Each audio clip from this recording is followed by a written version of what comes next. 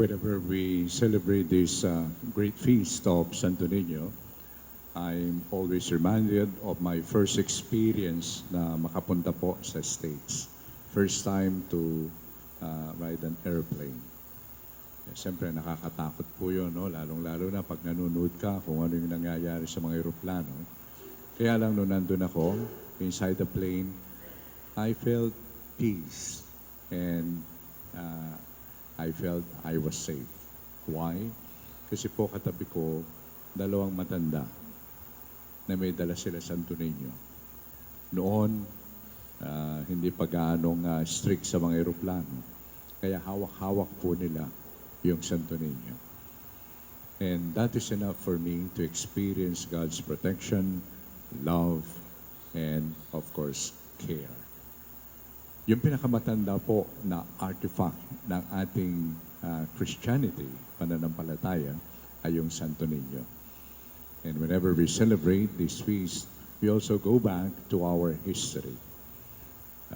Sa tawag po natin sa salitang history sa Tagalog, anong tawag natin sa history? Kasaysayan. Kung titignan natin yung salitang kasaysayan, mayroong root word na say-say. May say-say. Okay? So we are going back to that moment when something happened in 1521. Ang nangyaring yon ay may say-say dahil yung binigay na imahe, yung Santo Niño, as a baptismal gift, binigay ni Magellan doon sa asawa ni Raha Humabon. Itong santo na ito, Santo Niño, when the Spaniards returned in 1565, yan ang nakita nila na hindi nasunog. Kasi sinunog yung bayan, kumokontra sila sa pagdating ng mga Kastila. At nung sinunog nila yung bayan, merong hindi nasunog. Para recently, ganyan din ang nakikita natin, di ba? Mahabang araw na sunog sa US. At ano yung pinakita nila? Merong mga imahe na hindi nasunog. So ganun ang nakita ng mga Spaniards na sila'y bumalik. Nakita nila yung image ng Santo Niño. And yon ay isang pagkakataon na malaman nila na yung mga nauna sa kanila, expedition, dinala yung Santo Niño na yon. At sa pamagitan nun, hanggang ngayon, ay pinabalikan natin ang kagandahang loob ng Diyos na kung paano siya dumating at kung paano niya binahagi yung pananampalataya sa pamagitan ng mga Spaniards, especially yung mga missionaries. Sabi ko kanina, yung Santo Niño, yung image, yun po yung pinakamatandang artifact na going back to history, it tells us kung paano dumating sa atin yung pananampalataya. At maganda po na siguro tingnan natin ang kahulugan ng pananampalataya.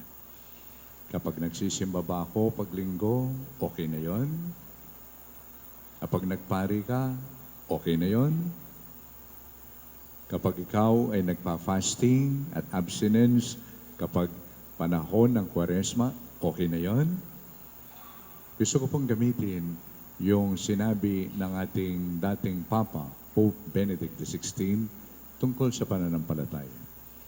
Sabi niya, faith is the human response to God's divine love.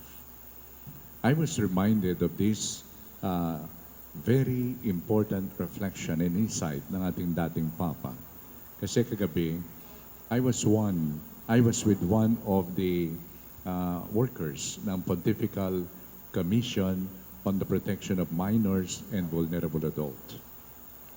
So during our conversation, meron po siyang naibahagi. Meron siyang anak, 10 years old na lalaki. Since he was still 4 or 5, palagi niya sinasabi, Daddy, I want to become a priest. Hanggang sa dumating na siya 10 years old, sabi niya, I want to become a priest. Kahit na yung kanyang mga ginagawa sa kanyang cellphone, kumisan, saints ang kanyang tinitingnan. E tinanong ng kanyang daddy, how come you want to become a saint, a priest?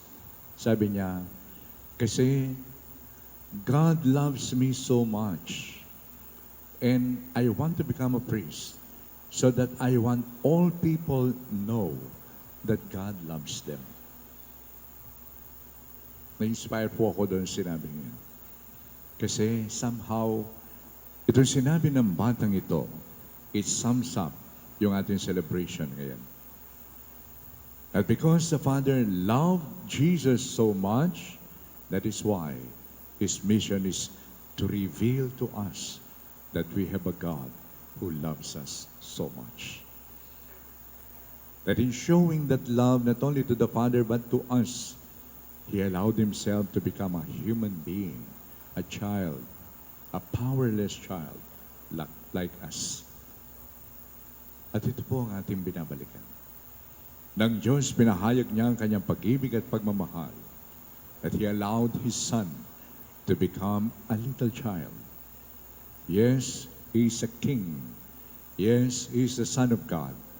But He allowed Himself to be subjected to His parents, Mary and Joseph. Yun po yung narinig natin kanina sa Ebanghelyo. Wherein Jesus was brought to Jerusalem at the age of 12 kasi during the Passover, yun po pumupunta sila sa Jerusalem. And they celebrated the feast. Kaya lang, naiwan siya doon. Naiwan siya. At hindi alam ng mga magulang. For 3 days, they were looking for Him. At nung makita siya, siyempre bilang magulang, no? Biruin mo, you lost your child. Nung makita, tinanong, bakit? Sabi ng nanay, sabi ni Mary, anak, bakit mo naman ginawa ito? Then, Jesus said, did you not know that I have to be in my Father's house? It is a revelation that this Son of theirs is not only their Son, but also the Son of God. That is why, kung meron man siyang gagawin, ang unang-unang batayan na kanyang gagawin ay ang kalooban ng Diyos. But, of course, he will continue subjecting himself to his parents. But, whatever decision he makes will always be based on the will of the Father. Kahapon po, nag-ordain ako na deacon sa Bataan. And during the Thanksgiving speech, itong naordinahan, he addressed his parents. Sabi niya, Nay, Tay, alam ko meron kayong maraming hangarin para sa akin. Meron kayong ibang panaginip para sa akin. Kaya lang alam ko, ito ang pagtawag ng Diyos. Ito ang pagtawag ng Diyos. Alam ko, meron kayong gusto para sa akin. But then, merong gusto ng Diyos sa akin. That's why I chose this particular vocation. Out of love. Nandito po tayo, nung papasok po kami kanina, ang daming mga magsisimba. Marami yung nagdidebusyon sa Santo Niño. Well, siguro let us take this as an opportunity for us to look deeply into the meaning of our devotion. Minsan makita natin sa mga tindahan, merong mga Santo Niño. Okay? Minsan katabi pa yung gumaganon, no? Ng Santo Niño. Alam niyo po yun? Merong gumaganon. Minsan may Santo Niño, kaya lang, may patong na mataas yung tinitinda nung nagtitinda. Pero ando na Santo Niño. Ano ba yon? Display? Maganda po, we go back to our devotion and try to see what is the meaning of our devotion. And in the light of our reflection this morning, ano ba ang devotion natin sa Santo Niño? Ang devotion natin ay nakikita natin sa image na ito the great love of God for you and for all, not only Catholics, for all, and to accept this mystery also makes us responsible to bring this love to others. Hindi na po pwede yung Katolikong sarado. Hindi pwede. Kung tinatanggap mo, mahal na mahal ka ng Diyos, allow that to shine, to be reflected and shown in your relationship and in your activities and also in your pamakiugnayan. No? Pamakiugnayan tamang kimbalang metong. Masakit yang si Sesen ing apong Ginoo. Yun po yung metong kong pigugunaman. Masakit yan si Sesen. I-Mary ang po Joseph, sinesere Jesus. Yan ito, masakit yan si Sesen. Huling, area mo anak, anak niya mo naman in Diyos. Well, this is not only true kan Jesus, also to your children. Yan pong anak. We remember the holy childhood of Jesus. At nengkay, nakakita mo naman po ini karing anak. Potang paksabihan mo rin anak, namin karelang panina, nengkay mga pamulala na kamo, malyari kaya ini. But you know, nengkay makatouch yung karelang sasabihan. There was a time na atsuko San Antonio, Zambales, and it was the feast of the parish, Santo Niño. And at the conclusion of the Mass, pinapunta ko sa harapan yung mga bata at binless ko. Pero before blessing, I asked them individually, ano bang gusto mong maging? May gustong police, may gustong maging doktor, lawyer.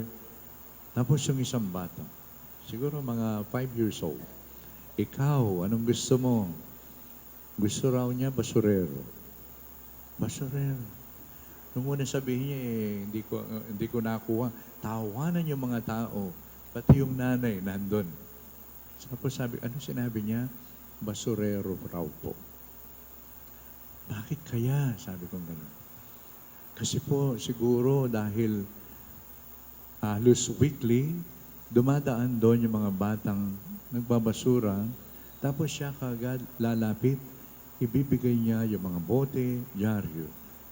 Nakikita po niya kasi ang saya-saya ng mga bata. Ang saya-saya doon sa kanilang ginagawa. Para naman maano yung bata, kasi nabigla yung bata tumawa yung mga tao. Nung sinabi niya yun, parang there's something wrong.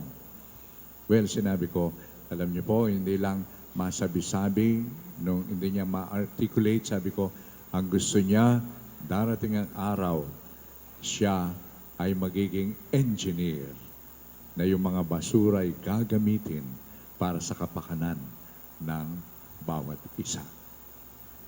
So yung mga bata, pag tinanong mo, meron silang sasabihin na kung minsan ay nakakamangha. Kahapon po, yung sinabi ko during that conversation with that person working at the Pontifical Commission for the Protection of Minors and Vulnerable Adults in Rome, naalala ko rin yung aking karanasan. Tinanong ko po kung ilang taon na itong ating server na isa kanina. Sabi ni Kali, siya ay 11 years old. Halos kasing edad ko po siya. Nung dumating yung pari sa Mabalacat Elementary School. Grade 6 po yata ako nun. May bigote, may balbas. Pangalan niya, Father Jim Ryan. God bless his soul. Nung makita ko siya, sabi ko sa sarili ko, ang pari pala, kamukha ni Jesus. Sabi ko sa sarili ko, gusto ko maging kamukha si Jesus. Gusto ko maging pari. Years later, I didn't know, meron palang nakikinig. Ang Diyos. At sineryoso ako. Kaya lang, tinitingnan ko ngayon kung nagiging kamukha ko nga si Jesus. Noon, yung bigote at balbas, no? Hindi pala yun. Kundi the way of life. Imitating the Lord. So please pray for me. No?